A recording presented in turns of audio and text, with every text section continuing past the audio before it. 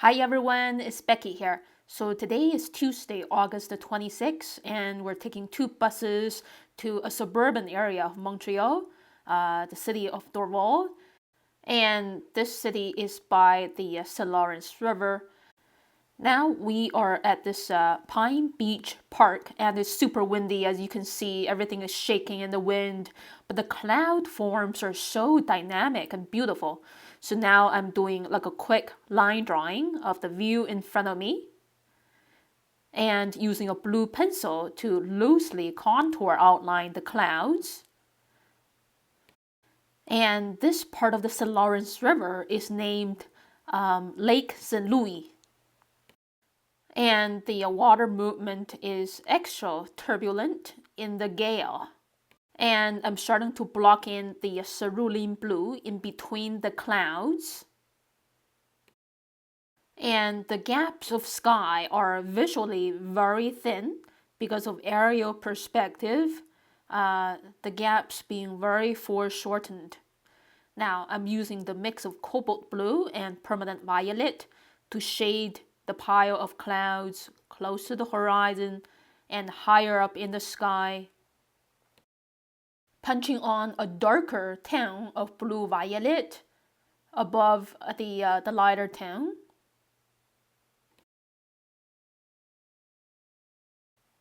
So when shading clouds using blue-violet and playing with at least two different tonal transitions is a good way to paint.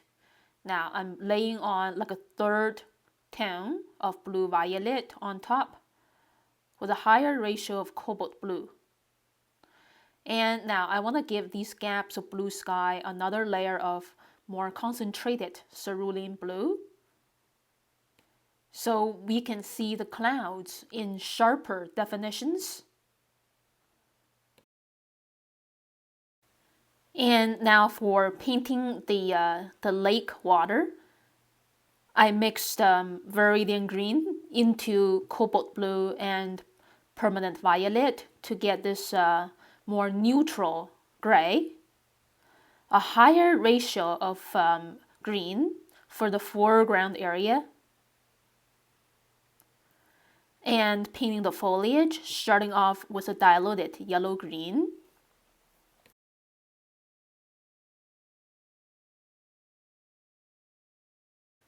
And using Hooker's green to paint the mid-tones for the foreground and middle ground foliage. For shading tones is the mix of burnt sienna into Hooker's green. Now I'm using blue-violet and also a tiny bit of green to paint the distant foliage, which is likely another part of Quebec. And that was kind of a challenging sketching situation because of the high wind. And after that, we're just strolling around the neighborhood a bit more. And I want to grab a cup of coffee and a little treat. And I love these vintage items, including that TV. So I ordered a cup of latte and a little tartlet. And after that, we ordered a pizza from a nearby cafe restaurant. And I want to sketch this pizza. Freshly baked as we order, and using these loose segments of curves to suggest the crust, and using diluted yellow ochre as a base layer for the pizza, and then orange red for the first layer of the tomato sauce in a slightly diluted version. Next layer is pretty much pure permanent red, leaving some areas from the previous layer untouched to show a sense of depth. Third layer, mixing permanent violet into permanent red for the slightly shaded tone of tomato sauce. Using yellow-green to start painting on these basil leaves, and then Hooker's green and a shade of green to paint the next two layers of these leaves. Here's a look of my finished sketch of the pizza. Yeah, that was a fun sketch to do. And after munching the pizza, I'm ready to sketch the couple sitting in front of me and the heritage house, the trees surrounding the neighborhood. So I'm starting to draw the man first in a hat. contour outline of his face and the hand on his chin, the calm facial expression, mustache, the neck and the collar, the sleeve. And then, yeah, for the lady, she's also in a hat with short hair, the collar of her sweater. Today is actually kind of a chilly day, and her jacket laying on the back of the chair. So that's the couple. Now I'm drawing the background area, which is this green heritage house. It has like a triangular kind of structure for the roof. Adding on the railings for the balcony and these attic windows. And the shingles are going in vertical direction for this attic area, horizontal direction for the middle floor. Now I'm drawing actually the middle ground area, these climbing vines on the balcony of the restaurant's patio area, and building up more details for the house on the other side of the street, suggesting the shingle texture on the roof. And then some small abstract details that I see, like umbrellas, railings, and another building going into the distance, contour outline of trees far away, suggesting the piles of leaves, and some cars. And this is the summary of the view in front of me, done in about 30 minutes. Now I'm ready to add on the washes of watercolors. And I always love to include foliage greens in my urban sketches, playing around with yellow ochre, spring green, and hooker's green. As you can see, some brush marks may be containing a higher ratio of yellow ochre. So that's the first layer, wet into wet. Now, second layer, shading green, as I mentioned before, is the mix of burnt sienna into hooker's green. And using Viridian green to paint the triangular area of the house. Burnt sienna for the roof. Now I'm having fun painting very spontaneously of this climbing vines in the middle ground. As you can see, the top has a very high ratio of yellow ochre. Lower part has a higher ratio of hooker's green. And painting the lady's sweater and her jacket using blues and muted blue violets. Her jeans and the shadow of her body and the chair. And yeah, so here's a look of my finished sketch of my lunchtime in Dorval. And afterwards, the weather's getting a little better, and I'm visiting another park in Dorval. So this is the Millennium Park, and there are a couple of nice houses by the edge of water with a nice view of St. Lawrence River. So I sketched one of these houses, yeah, right by the water, to finish my day in Dorval. And now back in my neighborhood, this nice cat is greeting me on the balcony. Hi. The next day is August 27th, it's a Wednesday, and we took the metro to Quaternage Station. Outside the station is this my favorite market, the John Brion Market. So first of all, I want to grab my breakfast and cup of coffee at this All Pandore Bakery Cafe. This is actually one of my favorite bakery cafes in Montreal. And yeah, they have a nice menu and loads of bakery items here. And I love their Danish and fruit tarts. So I ordered a cup of latte, a chocolate avalanche, which is a kind of strudel, and mixed berries tart. Drawing these ridges and the thickness of the strudel, now painting the appetizing colors from yellow to orange brown and slightly darker brown. And painting a more intense red pink over the frosty or diluted pink to give the berries a higher sense of depth. Blue violet over the frosty blue violet for the blueberries. And here's the look of my finished sketch, and I managed to finish sketching before the coffee turns cold.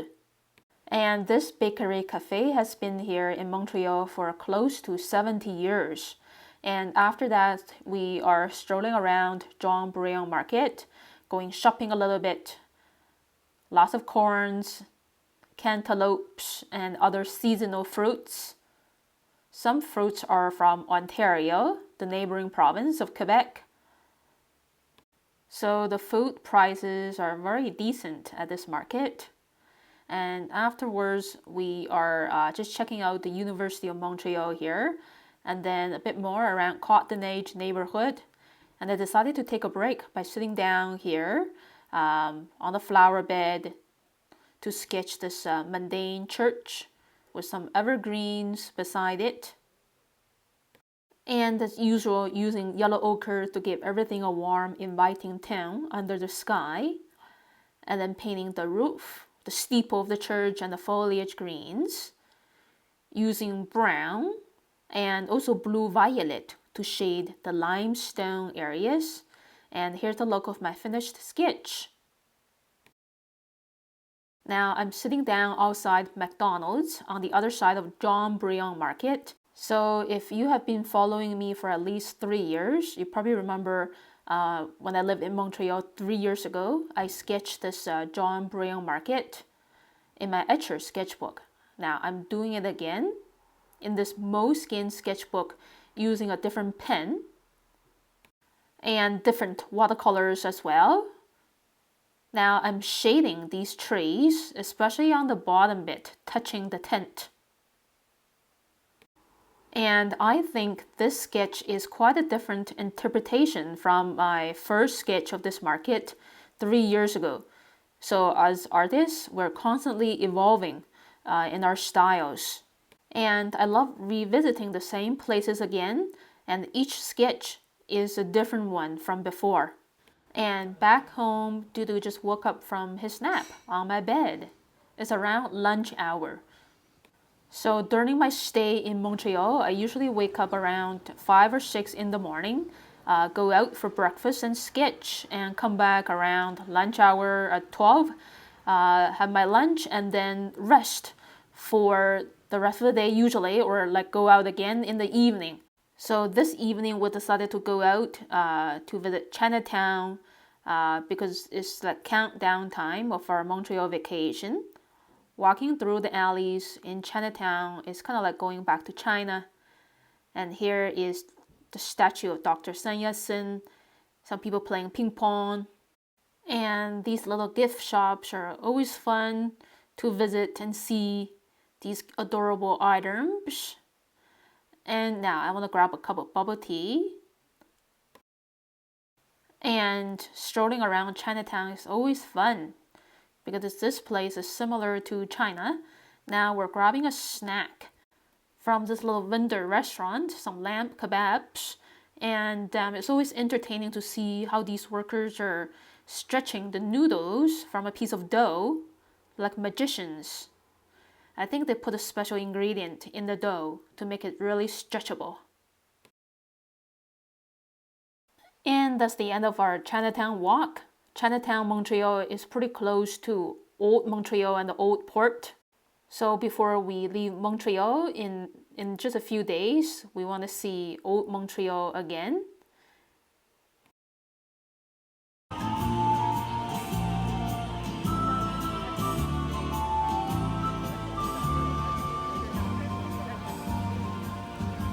And now I'm pretty inspired to do a sketch of the Busker guy playing the flute.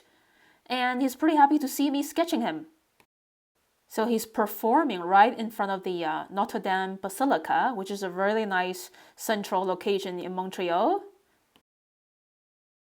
Here's a look of my quick sketch of the Busker guy and the backdrop of the Notre Dame Basilica. And the finished watercolor painting. And it's a fresh new day, Thursday, August the 28th.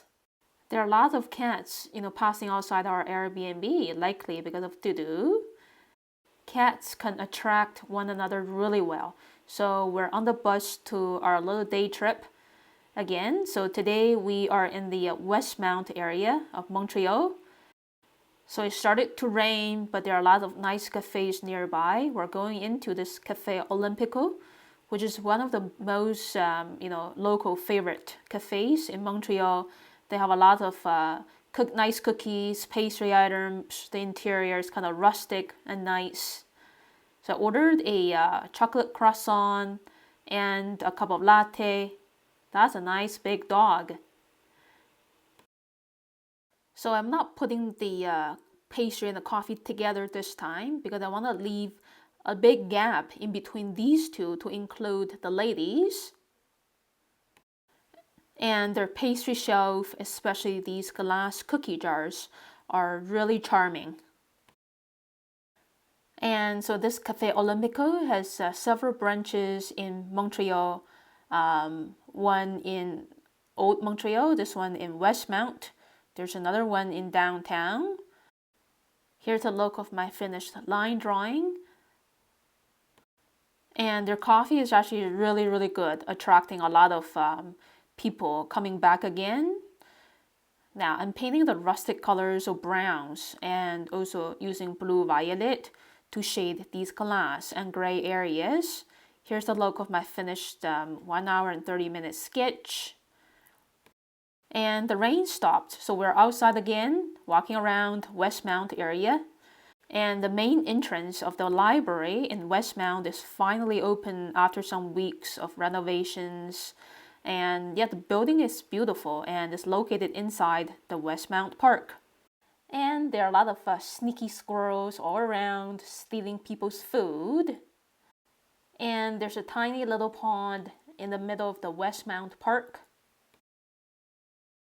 And back in my neighborhood, yeah, I love these morning glory flowers. In Vancouver, we only have white ones. And here is Dudu. And I think he really wants to see the outside world again, standing on my table. So I'm about to sketch this box of peaches that we bought from John Brion Market the day before.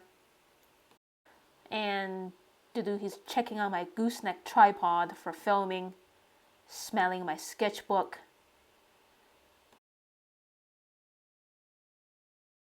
Yeah, so Dudu is going to be staying with me for a while I'm sketching the peaches.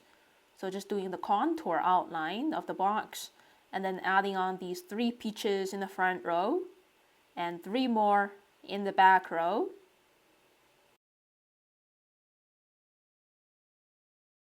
And these peaches are from Ontario.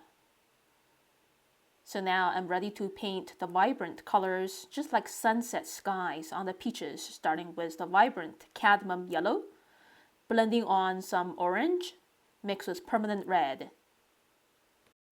So some areas of these peaches may be looking more orangey, other ones looking more reddish. So play with a different ratio of orange mixed into red, using leftover blue violet to shade the body of the box. Mixing my own turquoise to paint the handle, using pure red to paint these letters and the graphics and these bands. Now I'm using pure permanent red, wet on dry, to add on another layer for the peaches, adding a higher sense of depth. So I taught a lesson on how to sketch this box of peaches in my September beginners sketching class, first session. So for very detailed lessons on how to sketch the things I love to sketch in my sketchbook, you can go ahead and join my online sketching classes. And when you want to add another layer on top, usually it's better for the previous layer to be completely all dried, for the new layer to be really working. Now I'm using very diluted blue violet to paint the shaded areas on these peaches. So a rainstorm is brewing, so I'm staying at home, this afternoon. And I think I'm gonna sketch the view outside my window just to kill some time and finish my sketching goal for today. Yeah, so basically all of these roof lines of the buildings are going down towards the right into a vanishing point outside the sketchbook. And same for the top and bottom lines of these windows and doors. They're also going down towards the right into a vanishing point. These little awnings are really cute for these units. So these are condo buildings. Each building may be resided by 3 to 5 families. Now I'm painting the first layer using very diluted yellow ochre as usual and using blue violet to paint the stormy sky with a little bit of punches of lively cerulean blue. So the sky is not way too gloomy with a bit of cerulean blue, showing hope for a sunny day coming up. Now, playing with yellow ochre, spring green at different ratios, and then hooker's green to paint the first layer for these trees. And now it's time to paint the heartwarming colors of terracotta bricks. So playing with burnt sienna, mixing in a bit of permanent violet to shade the burnt sienna into a colder kind of brown, like this one I'm painting right now.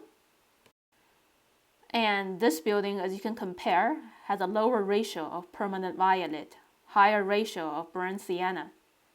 And this one again, higher ratio of purple, using the shade of green to shade like the bottom 40 to 50% of this tree. So foliage always makes any urban landscape looking way better. And then using colder browns, using my medium tip water brush and these little specks of brush marks to show the texture of bricks. That's it. Here's the look of my afternoon, retreating at home from the rain. So I'll see you in the next video, everyone. Take care. Bye.